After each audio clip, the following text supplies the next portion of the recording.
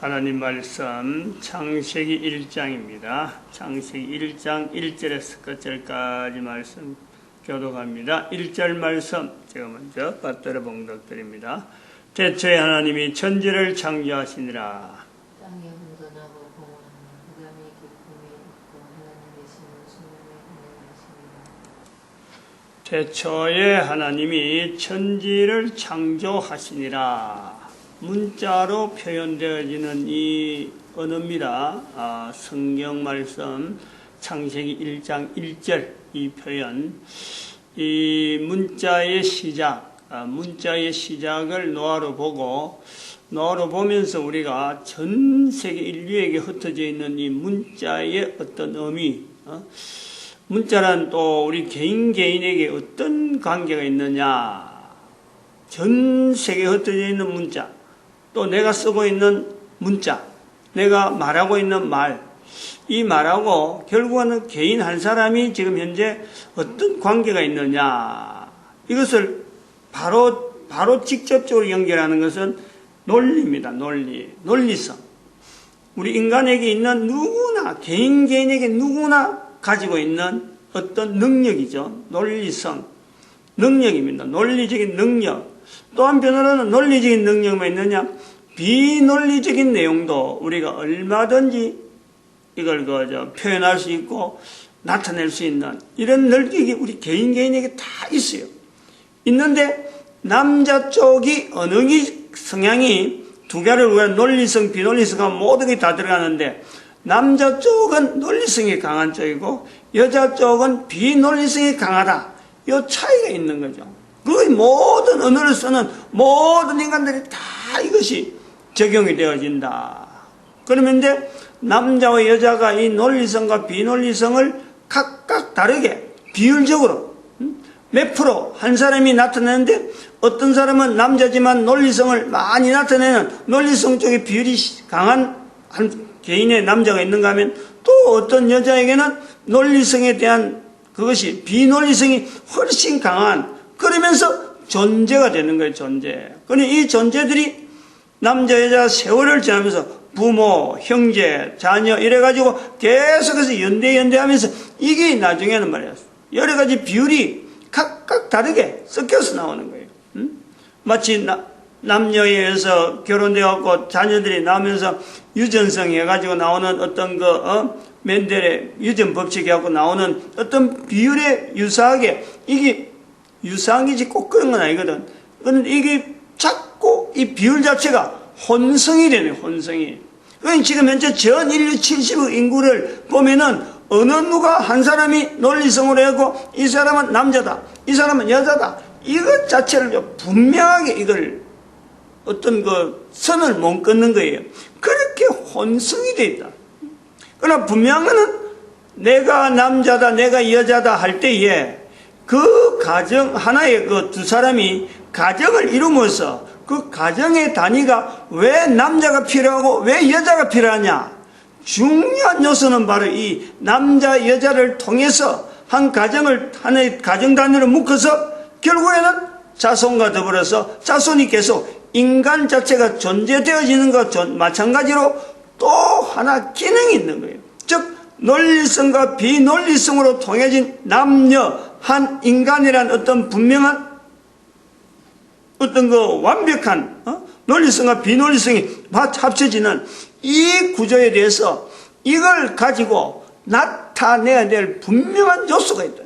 자손들이 이어지고 하는 것도 분명히 인류가 존재하는 것에 있어서 분명히 이 하나의 구조가 있지만은, 바로 태초에 하나님이 천지를 창조하시니라, 이 요소에서 남자 여자의 이 만나는 것, 두 어떤 존재가 분명히 한 단위로서 보여져야 될 요소에서 태초에 하나님이 천지를 창조하시니라, 여기에 하나님을 나타내야 되는 논리성과 비논리성이 분명히 같이 합해서 하나님을 나타내야 될 그 하나의 개체, 이거는 인간 외에는 존재되어지는 모든 어떤 사물, 여러 가지 어떤 존재되어지는 모든 물체들에서 유일하게 인간에게만 이게 요구되는 거예요. 그래서 하나님께서 만드실 적에 남자와 여자를 별도로 만드는 별도로 하나의 개체로 그냥 묶어서 고기 어떤 돌 이런 식으로 탁탁 묶어서 사람 해갖고 나오는데 사람도 사람으로 되는데 사람은 남자와 여자로 구분하는 거예요. 그건 왜냐? 왜 두 사람이 두 존재가 구분되어야 되느냐? 남자로서 여자로서 구분되어야 되냐? 언어적인 소통. 바로 이 언어적인 소통이 하나님께서 피조물과 관계에서 쓰는 하나의 도구란 말이에요. 그 어떤 하나님이라는 어떤 존재에서 이 하나님의 존재를 나타낼 수 있는 모든 피조물에게 다 적용이 되어지는 요소에서 바로 소리, 언어, 말씀 이러시되 요 내용이 바로 모든 피조물에 다 관계되는데 이 피조물 중에서 사람은 하나님을 나타내야 될 하나의 모든 피조물의 대표적인 자리가 있단 말이에요. 그게 남녀라 남녀로서 구분되면서 논리성과 비논리성이 같이 논리적인 언어와 비논리적인 언어가 같이 합쳐야 가능성이 있다. 논리성만 갖고 나가면 어림도 없고 비논리성 가도 여전히 어림도 없는 여기에 하나님의 대화, 하나님과의 대화, 바른 대화, 하나님의 말씀을 바로 찾아나갈 수 있는 구조가 자체가 바로 남녀의 결합을 해서 가정을 엮어지면서 이 가정이 엮어지는 이 내용에서 인간의 존재가 계속되어지는 것과 더불어 그 눈에 보이는 건데 눈에 보이지 않는 즉 비논리성이라 할 수 있는 바로 그 반대편에 있는 논리성으로 보여지는 그 자녀들이 출산되어지는 그것은 분명히 논리적인 내용은 누구든지 그렇다 하고 인정을 하는데 그 반대편에 있는 비논리성의 방향에서의 하나님을 향하는 그것 자체를 우리는 부부의 관계를 이 땅에 존재시킨 하나님이 가정을 이뤘다라고 하는 그 요소에서 그러한 형태를 우리가 보는 거예요. 그래서 우리가 창세기 4장 1절에 아담이 하와와 동침함에 하와가 잉태하여 가인을 낳고 이르되 내가 여호와로 말미암아 덕남하였다 하는 이 여인에게 있는 비논리성이라고 하는 요소에서 바로 아이를 낳았는데 아이를 바라보지 아니하고 반대편에 있는 만드신 하나님 즉 아이를 허락하신 하나님에 대한 표현이 인간이 하고 인간이 서로 가정에서 있어진 누구나 어느 가정에서는 가장 기본적인 자녀 출산에서 바로 여인의 입을 통해서 하나님을 표현하는 내가 여호와로 말미암아 덕남하였다 하는 이 표현이 바로 하나님이 인간을 남자와 여자로 만드신 그 내용이 바로 그 자리에서 하나가 탁 처음에 나타나는 거예요. 성경의 전체를 봐가지고도 남자와 여자와 대화에서 여자가 자기 의견을 나타내는 자기 어떤 중심을 다해서 모든 어떤 보면 인격적인 표현으로서 하나님을 찾는 건요 바로 그게 처음이에요.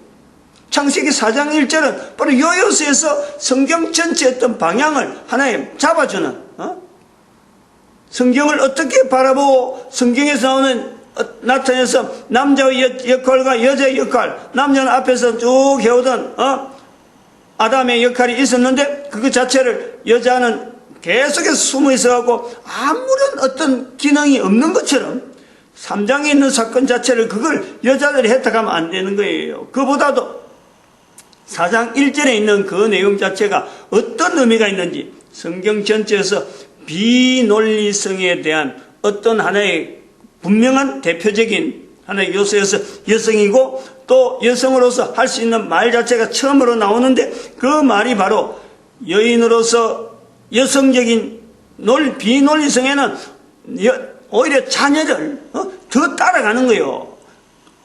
안 보이는 거지 상대가. 그런데도 불구하고 그 환경에서 비논리성인 여성이 자녀를 따르지 아니하고 자녀를 보고 방향을 돌리지 아니하고 하나님을 향해 나타난 이 요소 이 성경을 바라보면서 성경을 해석해야 되는 성경을 통해서 하나님의 말씀을 찾아야 되는, 성경 자체를 갖고 하나님 말씀이라고 하면 안 되고, 성경이라고 부를 수 있는 요소, 하나님의 말씀이라고 부를 수 있는 어떤 개연성, 그거는 있지만은 성경 외에 다른 것에서 하나님 말씀을 찾을 수 없다. 이런 요소에서는 성경이 하나님 말씀이라 하고 있지만, 성경을 그런 자리로 두는 사람은 그 속에서 개인에게 연결된, 나에게 연결된 하나님 말씀을 찾아야 되는데, 바로 그런 자세가 될 때에는 아담보다는 하와에게 있는 비논리성으로 가지고 있는 여인이 비논리성의 환경에서 우리가 증명을 해야 되고 나타내야 될 여인의 표현에서 4장 1절에 그 요소가요, 대단히 중요한 힌트. 모든 사람이 다 그런 환경에서 다 그래 말할 수 있다. 그거는 우리가 볼 수 없는 거예요. 그럼 다 남자들이 여자가 되야 된다. 이것도 아닌 거예요. 바로 이런 요소에서 모든 개인에게 있는 비논리성에 대한 내용을, 비논리적인 어떤 요소가 개인에게 다 있는데, 비논리성으로 향하는 인간적인 요소에서 바라보는 그 분명한 붙잡는 그 반대, 그 이면에, 그 뒤편에, 그 반대편에는 바로 하나님의 섭리를 찾을 수 있는 모든 내용이 다 있어요. 모든 사람에게 이 구조가 다 있다. 대부분 사람들이, 남자 같은 경우는 대부분이 그렇죠. 눈에 보이고, 내가 보고 판단해보고, 이게 일이 되는구나. 그럼 그쪽으로 방향 가는 거예요. 자기가 그동안 배우고 그동안 익혀둔 그 습관이 되어진 그런 현상이 있으면 그거 보고 쫓아가는 거예요. 그냥 한 걸음 한 걸음 두 걸음 가는 거예요. 근데 그 앞에 절벽이 있는지 없는지는 모르죠. 절벽이 있다라고 말할 수 있는 것은 비논리성을 가지고 이야기하는 거예요. 야, 그래 가면은, 나중에 가면 그런 식으로 가다가는 절벽이 있을 것이야. 절벽이 있는 거 알고 가야 돼. 이렇게 말하는 거는, 이거는 비논리성이에요. 따라가는 거는, 앞에 있는 일을 따라가는 건요, 완전 논리적이에요. 확실하거든. 이거 있어. 또 두 번째 있어. 세 번째 있어. 그러다 거의 없어지는 때를 모르는 거예요. 없어질 수 있다. 더구나 없어질 뿐만 아니고, 그렇게 따라가면 당신을 죽음으로 몰아가는, 분명한 그 길이 될 수 있어. 라고 하는 것은 비논리성이에요. 비논리성. 이게요, 개인에게 다 있는 거예요. 남자도 다 있단 말이에요. 비논리성의 요소가 다 있단 말이에요. 근데 그것을 훈련시키지 않고, 개발시키지 않고, 거기에 대해서 반응하는 내용이 너무 약하면은, 주변에서 그런 말을 해도, 무슨 소리야. 당장 눈에 보이는 게 맞는데, 이것 다음이 있고 확실한데, 뭐 소리를 하느냐. 이렇게 거부해버리죠. 그러므로 남자도 그렇다면 여자도 마찬가지예요.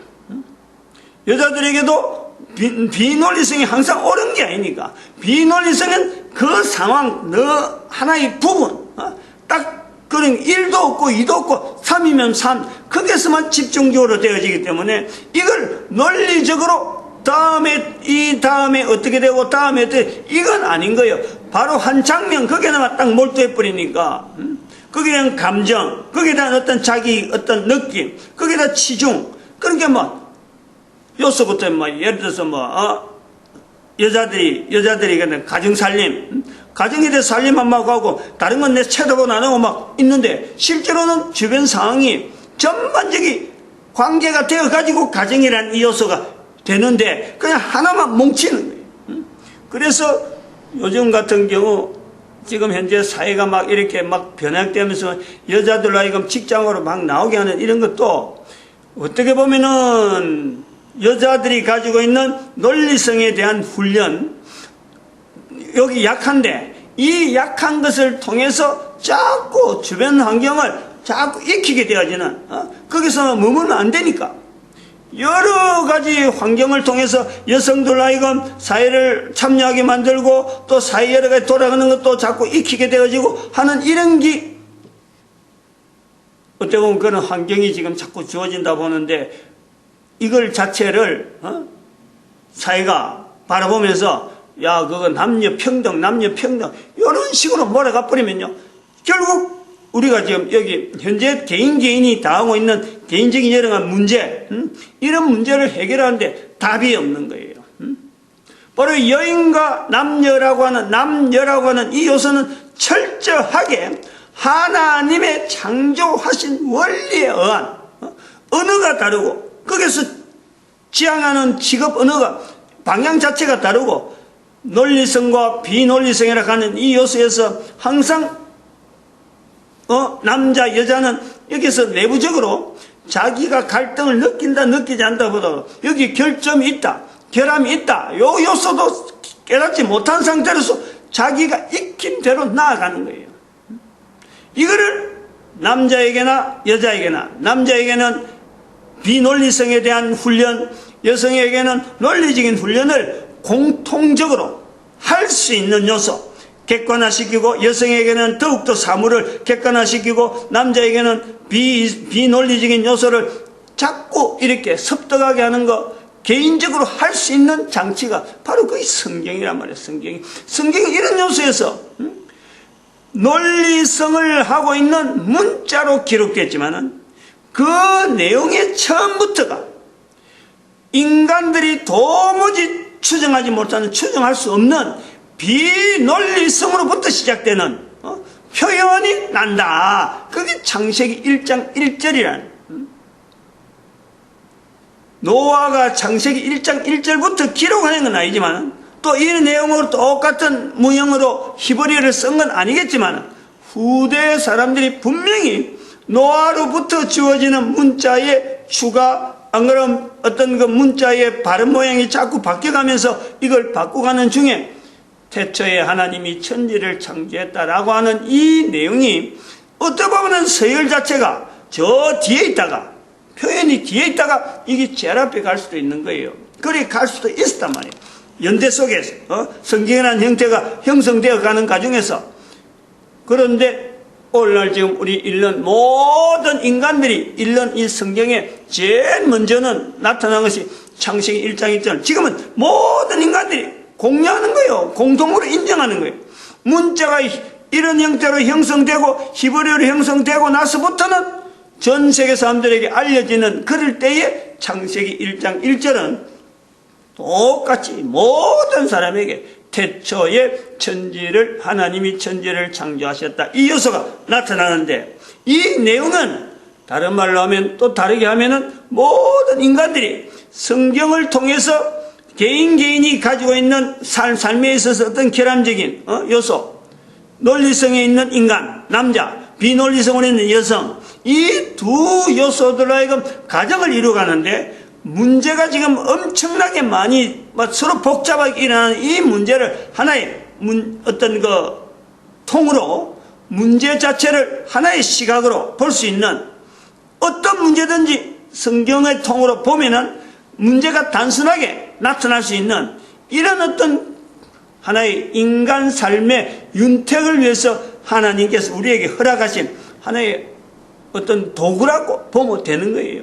그런데 그걸 거의 대부분 사람들이 그런 자리로 하지 않고, 단지 이것을 성경은 별도로, 성경은 별도고 자기 삶은 그게 우선 급한 듯이 이렇게 자리를 다 만들고 있죠. 이 논리성과 비논리성에 대한 이야기를 수학적인 요소로 이야기하면요, 굉장히 쉽게 이야기가 또 될 수 있는 거예요. 우리가 보는 소리, 이런 음악 같은 것도 악보를 통해서 그것도 하나의 논리성에 대한 비논리성과 관계되어지는 거예요. 비논리적인 음악, 음률 있죠, 음률. 이걸 어떻게 사람들이 똑같은 소리를 또 다른 사람 낼 수 있냐? 이거는 비논리성이에요. 불가능해. 그런데 악보를 만들어버리면 이 사람 말하는 거나 저 사람 말하는 거나 똑같이 나오잖아요. 이게 논리성으로 들어간단 말이에요. 그건 문자가 들어가니까요. 악보에 대한 여러 가지 요소가 서로 약속된 게 들어가니까 나온다. 그럼 요거하고 마찬가지로 현상 자체가 분명히 비논리성인데 도저히 설명할 수 없어. 바람이 분다, 소리가 전달된다, 이거요 어떻게 문자로 어떻게 표현 못해요. 그런데 이것을 문자로 표현하는 것이 바로 수학적인 요소가 있잖아요. 수학적인 요소인데, 그게 수학적인 요소에 들어가는 방정식으로 표현해야 돼. 방정식.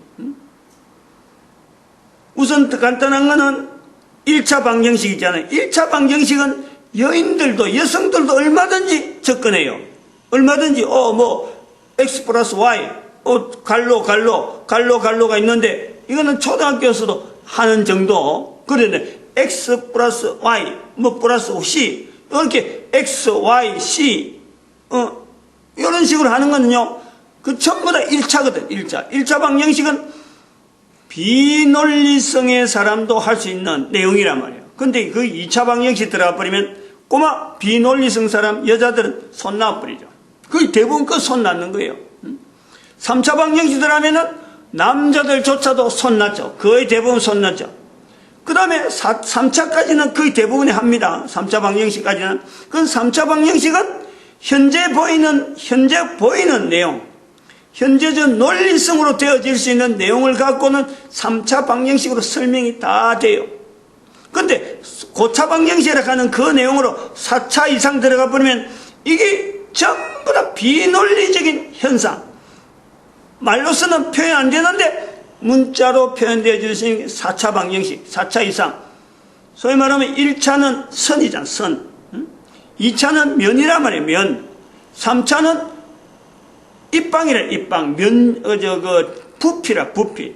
그게 1차, 2차, 3차로 수학적인 표시를 하고, 그 다음에는 그 뒤부터 넘어가면, 4차부터 넘어가면 이게 비틀림이 나오든지, 시간 요소가 들어가든지, 여러 가지 환경 변화 요소가 들어가는, 거기서 이제 4차, 5차, 6차로 막 고차 방정식이 들어가면서, 여기에서 전기가 나오는데, 전기가 흐르는데, 전기의 흐름이 어떻게 흐른다. 이걸 방정식으로 표현하면, 숫자로 표현하면 쫙 이래서 문제가 나온다. 요 문제가 있다.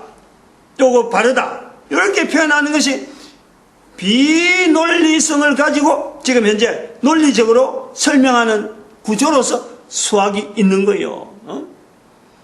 이런 수학까지도 결국에는 이제는 비논리적인 요소인데도 불구하고 여러 현상, 논리적인 현상인데 그것을 이제는 문자로 나타낸다. 요거까지 나타내지 못하는 요게 비논리성이 있잖아요. 좋았다. 요 성경에 보시기에 좋았다. 내가 기쁘다. 내가 슬프다. 여성들만이 고유하게 자주 쓰는 비논리성 언어. 이거는요, 아무리 수학을 해도 안 되는 거예요.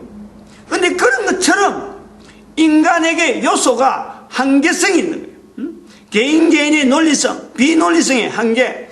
그래, 거기서 하나님이라고 하는 이 존재는 우리가 머릿속만 갖고 우리가 어떤 논리성이나 비논리성을 다 합쳐도 개인이 하기는 정말 힘들다 말이야. 못 찾아낸다.